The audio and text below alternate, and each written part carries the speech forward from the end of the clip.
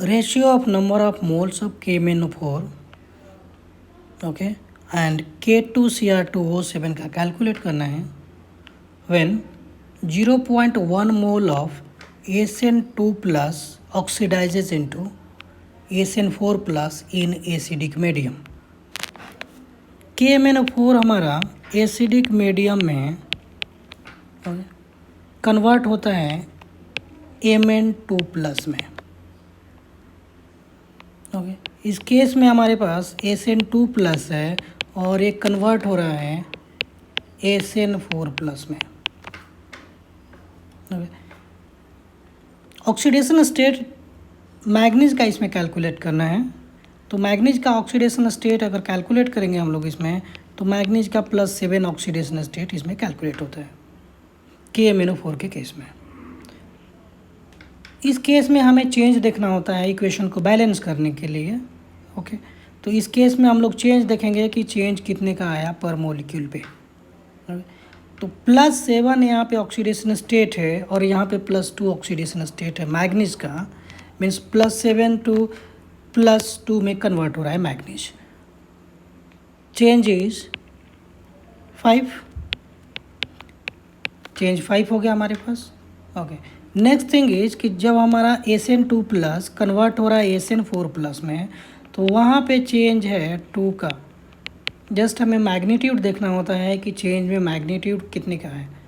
Okay sign हमें देखना नहीं होता, दैट मीन्स कि यहाँ पे 2 का चेंज है। ओके इक्वेशन को बैलेंस करने के लिए हमें चेंज बैलेंस करना होता है। ओके तो इस केस में यहाँ पे 5 चेंज है, यहाँ पे 2 है, यहाँ पे हम लोग 5 से मल्टीप्लाई कर सकते हैं और यहाँ पे 2 से, तो यहाँ पे चेंज हो जाएगा हमारा KMnO4 जब कन्वर्ट हो रहा है Mn2 प्लस में तो 10 का चेंज हो जाएगा। ओके 2 से मल्टीप्लाई कर दिया हमने और ASN2 प्लस में हमारा 5 का चेंज हो जाएगा जब ASN2 प्लस कन्वर्ट हो रहा है ASN4 प्लस में। ओके होल इक्वेशन में हमें मल्टीप्लाई करना होता है, ठीक है।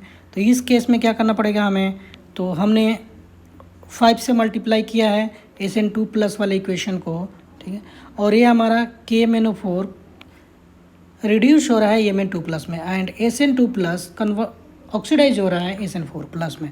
तो रिडक्शन का चेंज हमारे पास 10 का है और ऑक्सीडेशन का चेंज भी हमारे पास 10 का है।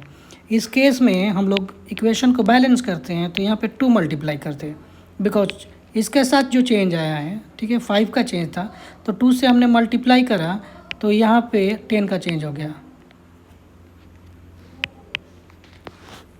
प्लस ASN2 वाले में हमें 5 से मल्टीप्लाई करना है बिकॉज चेंज के लिए हमने 5 से मल्टीप्लाई करा था चेंज को बैलेंस करने के लिए। तो यहाँ पे है 2 Mn2 plus 5 ASN4 plus, change is balanced. इस केस में हमारा चेंज बैलेंस है। इस केस में हम कैलकुलेट कर सकते हैं कि 0.1 मोल के लिए KMnO4 की कितनी रिक्वायर्ड होगी क्वांटिटी, ठीक है। इस केस में हमारे पास 2 मोल है KMnO4 का, रिक्वायर कर रहा है 5 मोल ASN2 प्लस का। हम लोग रिवर्स बोल सकते हैं कि 5 मोल ASN2 प्लस का है, रिक्वायर कर रहा है 2 मोल KMnO4 का। इसका मतलब क्या हुआ, इसका सिंपल मतलब ये हुआ कि अगर 1 मोल ASN2 प्लस का है तो रिक्वायर करेगा 2/5 का। नेक्स्ट स्टेप में हमारे पास दिया हुआ है 0.1 मोल है हमारे पास, दैट मीन्स अगर ये 0.1 रहता है तो इसको 10 से डिवाइड करना होता है। सिंपली 1 को 10 से डिवाइड करेंगे तो 0.1 होगा। तो यहाँ पे सिंपल क्या मतलब होगा कि 0.1 से मल्टीप्लाई यहाँ भी करना है। ओके दैट मीन्स कि 0.1 मोल ASN2 प्लस के लिए रिक्वायर होगा KMnO4 का 2/5 इंटू 0.1 मोल। ओके सिमिलरली जब हमारा K2Cr2O7 ऑक्सीडाइज करेगा ASN2 प्लस को ASN4 प्लस में, तो जनरली जो हमारा K2Cr2O7 होता है वो एसिडिक मीडियम में कन्वर्ट होता है हमारा Cr3 प्लस में। Cr3 प्लस में यहाँ पे 2 एटम्स थे तो एटम्स को बैलेंस कर लेना होता है। क्रोमियम के यहाँ पे 2 एटम्स है रिएक्टेंट साइड में, तो यहाँ पे एटम्स को बैलेंस करना होता है। ओके तो इस केस में हम लोग क्या करेंगे कि एटम्स को बैलेंस करेंगे, तो यहाँ पे +3 का चार्ज है क्रोमियम पे 1 पे, तो 2 पे +6 का चार्ज हो जाएगा। यहाँ पे हमारा केस है जब ASN2 प्लस कन्वर्ट हो रहा है ASN4 प्लस में। क्लियर। तो अगर हम लोग चेंज कैलकुलेट करेंगे क्रोमियम में, पर मोलिक्यूल का चेंज कैलकुलेट करते हैं हम लोग। ओके, तो इस केस में हमारे पास SN2+ कन्वर्ट हो रहा है SN4+ में, तो चेंज इस केस में आएगा 2 का, change is 2। Next thing, K2Cr2O7 convert हो रहा है Cr3+ में, इस केस में हमारा पर मोलिक्यूल का चेंज कितने का आएगा, ऑक्सीडेशन स्टेट अगर कैलकुलेट करेंगे क्रोमियम का तो +6 ऑक्सीडेशन स्टेट यहाँ पे फाइंड आउट होगा। +6 सिंगल क्रोमियम का है तो 2 क्रोमियम का कितना हो जाएगा, +2 इंटू 6, दैट मीन्स कि +6 इंटू 2, दैट मीन्स टोटल यहाँ पे चार्ज आएगा हमारा Cr2 पे, दैट इज +6 का, और यहाँ पे कितना होगा, 2 पे हमारा 6 का होगा। तो चेंज इज व्हाट, चेंज हमारे पास आ जाएगा, चेंज इज 6। यहाँ पे जो हमारा चेंज आएगा वो 6 का आएगा।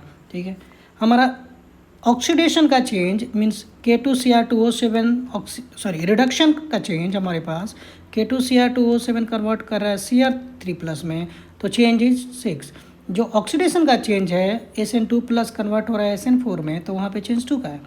तो हम लोग क्या करते हैं, सिंपली इसको मल्टीप्लाई कर देते हैं 3 से, तो हमारा जो ऑक्सीडेशन का चेंज है बैलेंस हो जाएगा यहाँ पे रिडक्शन के चेंज का।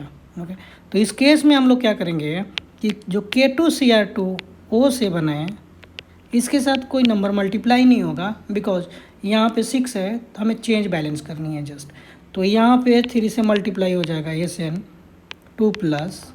ओके, जब कन्वर्ट हो रहा है हमारा SN4+ में, तो यहाँ पे भी 3 से मल्टीप्लाई करेंगे हम लोग, ओवरऑल हम लोग मल्टीप्लाई करते हैं तो यहाँ पे भी 3 मल्टीप्लाई करेंगे अब जब कन्वर्ट हो रहा है SN4+ में। ओके, 1 मोल K2Cr2O7 रिक्वायर करेगा 3 मोल SN2+ का। ओके, दैट मीन्स कि 1 मोल इसका SN2+ का रिक्वायर करेगा 1/3 मोल K2Cr2O7 का स्टैचोमेट्री से। ओके, तो 0.1 मोल अगर रहता है हमारे पास SN2+ का, तो इसका कितना होगा 1/3 इंटू 0.1 मोल। नेक्स्ट स्टेप में हमें कैलकुलेट करना होता है कि हमारे पास रेशियो क्या है, तो रेशियो के लिए हम लोग जस्ट देख सकते हैं कि जो रेशियो है हमारा, ओके, रेशियो हम लोग कैलकुलेट करेंगे number of moles KMnO4 and number of moles K2Cr2O7 required. तो इस केस में हमारे पास है number of moles means number of moles, late assume the number of moles, okay, का रेशियो क्या है, moles of number of moles ratio. Okay, late assume number of moles हमारे पास जो KMnO4 के हैं वो N1 है और K2Cr2O7 के हैं वो N2 है, रिक्वायर हो रहा। ठीक है, और N1 की वैल्यू है हमारे पास, कैलकुलेट कर चुके हैं हम लोग, 2/5 into 0.1, that means 2/5 into 0.1 over हमारे पास नंबर ऑफ मोल्स कैलकुलेट करें हम लोग 1/3 इंटू 0.1, 1/3 इंटू 0.1 है। ठीक है, इसको कैलकुलेट करेंगे हम लोग तो ये 0.1 विल बी कैंसिल आउट और यहाँ पे बनेगा 2/5 इंटू 3। इसका सिंपल मतलब हुआ कि this is 6/5। So the correct answer will be A।